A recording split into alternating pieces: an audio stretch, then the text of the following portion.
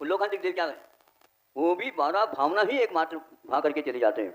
द्वादशांग को उन्होंने नहीं देखा, लेकिन 12 भावना के लिए तो राजा राणा छत्रपति ये रटे हुए नहीं थे।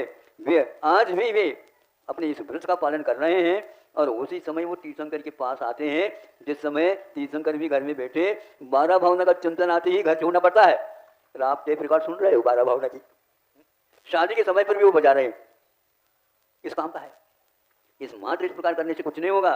16 भावनाएं, 12 भावनाएं, ये जो भाता है वह तीर्थंकर पद को प्राप्त करता है। सामने क्षायिक समय दृष्टि भी उसको प्राप्त नहीं कर पाता।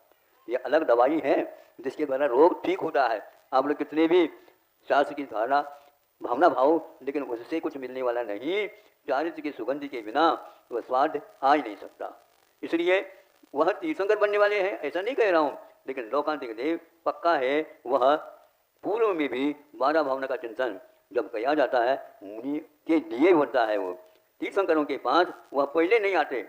लोकांतिक देव जिस समय वे वैराग भावना से ओतप्रोत हो जाते हैं, उस समय वह बाहर निकलते हैं। उस समय यह कहा जाता है, प्रभु आपने जो सोचा है बहुत अच्छा सोचा है, हम इसका समर्थन ही नहीं करते हैं, किंतु प्रणाम करते हैं, हमारा नंबर आपने दे दिया, पहले धन्य हो प्रभु, आप धन्य है।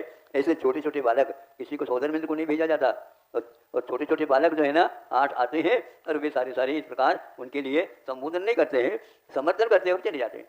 वो कभी भी हमने नहीं सुना तीर्थंकरों के समर्थन में जाकर के लोकांतिक बैठे हो, उनका इतना ही काम है। और वहाँ पर भी केवल कोई ऋषि बनने का दावा करता है तो किसी की भी हिम्मत नहीं। वहाँ पर देवर्षि कहलाने वाले अविरत सम्य दृष्टि होकर के भी वहाँ पर वे 12 भावना में ही चिंतन में ही उनका काल व्यतीत होता है, और उन्हें भी द्वादशां का पाठी कहा है।